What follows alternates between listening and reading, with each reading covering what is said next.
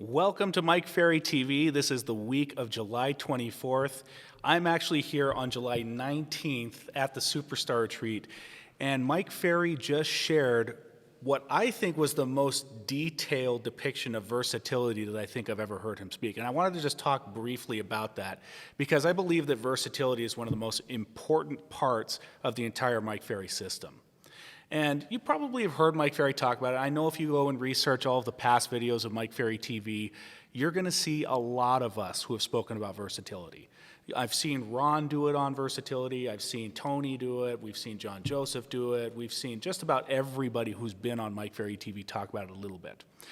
What I want to do is take just a slightly different perspective, because what I got from Mike today was something a little bit different than what I normally get. So the whole point of being versatile is the ability to adapt.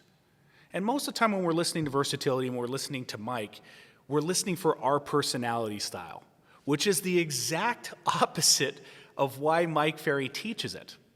We listen and we start identifying with what our personality style is. And we're like, yeah, you know what? I do this a lot. Maybe that's why I struggle. Maybe that's why this, and maybe that's why that. And instead of listening to the point, we end up using our personality style more as an excuse to behave the way we do versus using versatility to really become a better salesperson. So I heard Mike talk about it a lot today, that we typically will lose 20 to 25 transactions per year just because of our lack of versatility. So what I wanted to focus on is the importance of adapting. So I want you to imagine a couple of different scenarios. The first one I want you to imagine is you're making a prospecting call. In a prospecting call, you typically have 3 to 5 seconds before a prospect decides they want to stay on the phone with you. And what's going to decide that 3 to 5 seconds is your level of versatility. Can you adapt to the way the person said hello that quickly? Or do you just sound the same and robotic every single time? Now, we all have our own personality, and that's great. We were all told you're unique, you're special, all of that stuff, which is great, and it's probably true. Now, the challenge is, can you let go of that for just a brief moment? Can you let go of that and adapt to the customer? Or do you try and force the customer to adapt to you? That's kind of the question I want you to start asking yourself. Don't worry so much about what my personality style is and who I am, and this is why I'm like this. Stop worrying about that when it comes to versatility. You already know what your personality style is, and if you don't, we'll go online and do a little bit more research. I'm sure you'll figure out what personality style you are. Instead, I want you to focus more on how do I adapt better. That can come down to just the way you say hello. It could come down to the speed you use on a prospecting call, or how you emphasize your words on a prospecting call. Let's look at a second scenario. You're doing a pre-qualifying call. You've already made a prospecting call, you've set an appointment, and now you're pre-qualifying somebody. If they give you a response that you don't like, how do you adapt? Do you get upset? Do you get bothered? Do you get irritated? Do you start getting combative? Or do you adapt? Wow, that's an interesting thought. Let me write that down very quickly. They get upset about something. Well, you know what? Why don't we talk about that when I come over? Do you respond that way, or do you get emotional? Do you respond in an adaptive way, or do you let yourself and your personality get in the way? What do you do? Another part of being able to adapt during a pre-qualifying call is not being attached to the outcome. So many of us are struggling to get appointments these days, and so you get one, and then you start pre-qualifying, and you hear them say something that should disqualify them. Like, I'll only list if you can guarantee me you get this price. And you start asking, why do you need to move? And they can't give you another reason other than they want this price. Folks, if somebody doesn't have to move, and they're not willing to price their home in a way that's going to cause it to sell, why would you take that listing? Why? What sense does that make? Oftentimes, it's our lack of versatility that creates that. Our lack of versatility keeps us attached to the outcome rather than taking a very simple, adaptive business approach. And that is, does this person qualify or not? If they do, great, we'll move forward. If they don't qualify, we won't move forward. Something that simple. The other I want you to think about is, imagine you're sitting in a listing presentation. I heard Mike say this a bunch of times. He says oftentimes people will make their decision to list with you in the first 30 minutes. Or sorry, the first 30 minutes, the first couple of minutes of meeting you. It's the first impression. Does your first impression give a good first impression? Do you have a firm handshake? Do you smile? Do you ask a lot of questions? Or do you get in there and just try and force them to sign a contract with you? What do? The question you got to ask yourself is, how quickly can you adapt? Well, what if there's two people that you're doing a presentation for, a husband and a wife? How do you adapt? I heard Mike say this today, and I think that it kind of opened my eyes a little bit, because all of us, we have our tendencies and our traits that may make us a little bit lazy. I know for me, I tend to rely more on the person who's already connected to me, and I tend to rely on that person more. Mike said something today that really made an impact on me. He said a good, versatile salesperson will spend equal amount of time talking to each partner. And I thought that was great. Question that you have to ask yourself is, do you have the versatility to be able to do that? Immediately when Mike said that, I knew I needed to start improving my versatility. Do you? Do you already have that ability where you can shift from one person to the next instantly?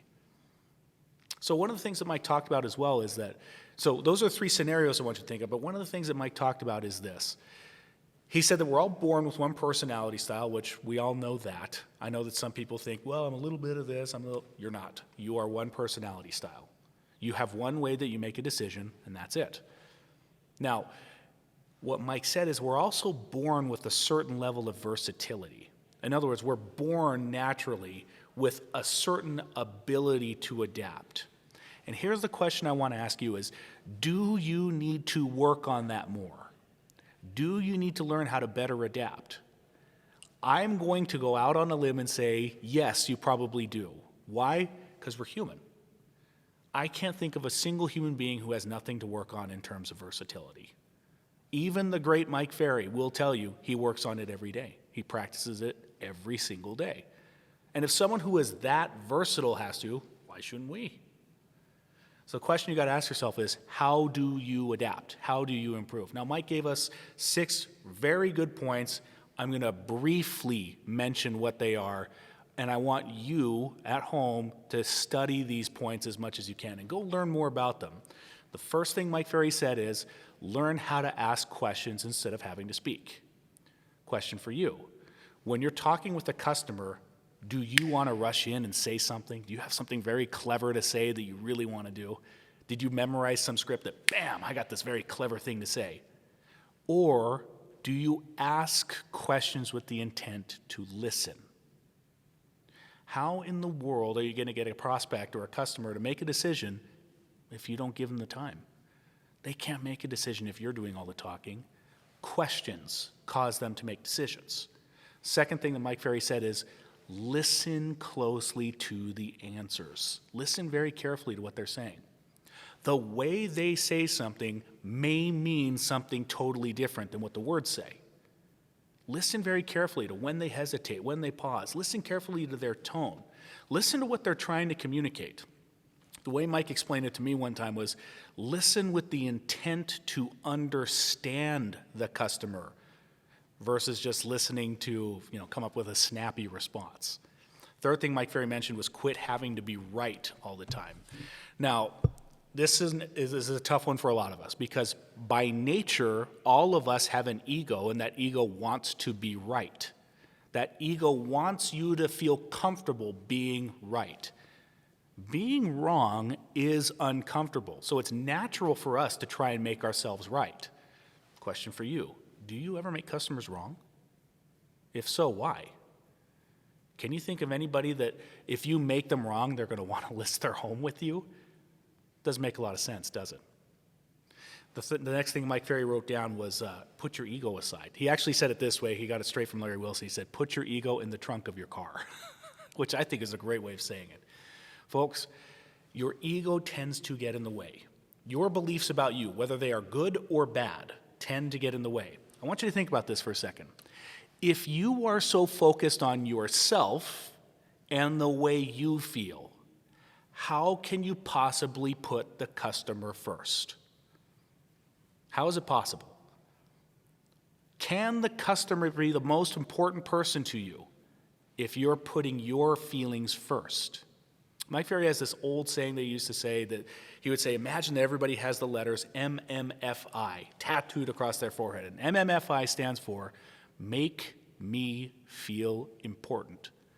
Folks, if your ego is in the way and you're focused on you, how can you possibly make the customer feel important? The next one Mike Ferry said was to get out of the box that you've built. So we've all kind of created this construct, or we've created this reality that we live in, and we're comfortable there. Question, if you're comfortable there, how can you grow?